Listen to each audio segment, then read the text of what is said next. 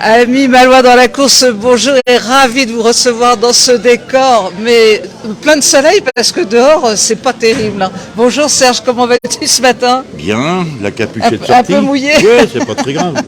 Ça va passer dans une demi-heure, il n'y a plus rien. En tous les cas, on vous a choisi un beau décor, c'est dans l'espace Guadeloupe qu'on vous emmène ce matin avec une belle ambiance et vous allez voir, on va y rester un petit peu parce qu'il y aura des surprises. Oui, il y a 150 exposants à peu près dans cet espace. Hein. Oui, vraiment Alors c'est le moment de venir parce que ici on y trouve de tout. On y trouve des fleurs, on y trouve du rhum, on y trouve des acras, on y trouve des piments, on y trouve la bonne humeur, on y trouve des gens qui aiment chanter, danser et communiquer. Alors vraiment, c'est l'endroit où il faut être. On a une réalisatrice d'ailleurs qui est bien dans le coup déjà. L'évasion avec le sourire qui est offert. C'est ça, hein. Exactement. Et un accueil formidable. De la Guadeloupe. Exactement. À propos de Guadeloupe, t'en as reçu du beau monde hier soir? Oui, absolument. Nous avons reçu les marins guadeloupéens, ceux qui font la route du Rhum destination Guadeloupe, la 12e édition.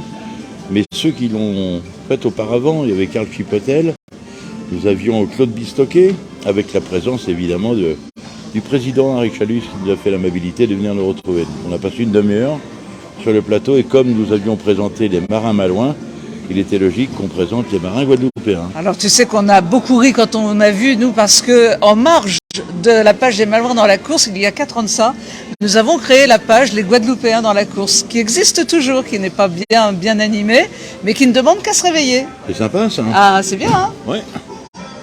Qu'est-ce qui nous attend aujourd'hui? Qu'est-ce qui nous attend aujourd'hui? Il y a pas mal de choses.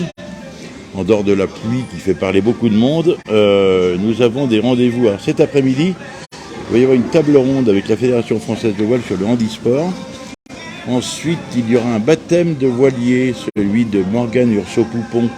C'est à 16h15, il faut être précis. Hein. Le bateau s'appelle Médecins du Monde et nous allons recevoir, en qualité de parrain, quelqu'un qui en mai 1980... Alors c'est ma question. Hein.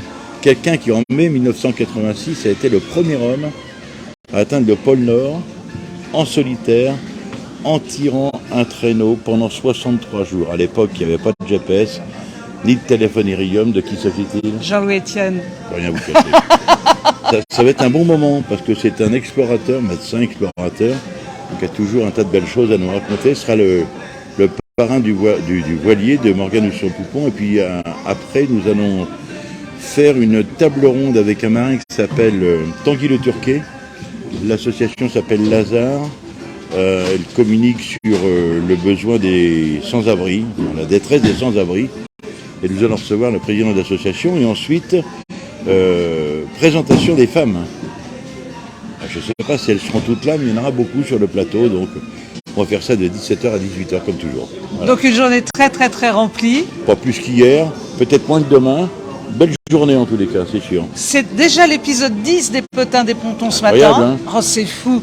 On se retrouve demain matin, évidemment, à 10h pour l'épisode 11. On ne sait à quel endroit encore. Non, parce qu'on se laisse porter un peu par l'actualité. On va essayer de faire ça sur un bateau demain. Ah, j'aimerais bien. C'est pas mal, hein? Et comme tu as toujours des bonnes surprises, moi je te fais complètement confiance. Bon, bah alors demain. Alors à demain. Ça marche. Bonne journée. Bonne journée. Merci. Au revoir.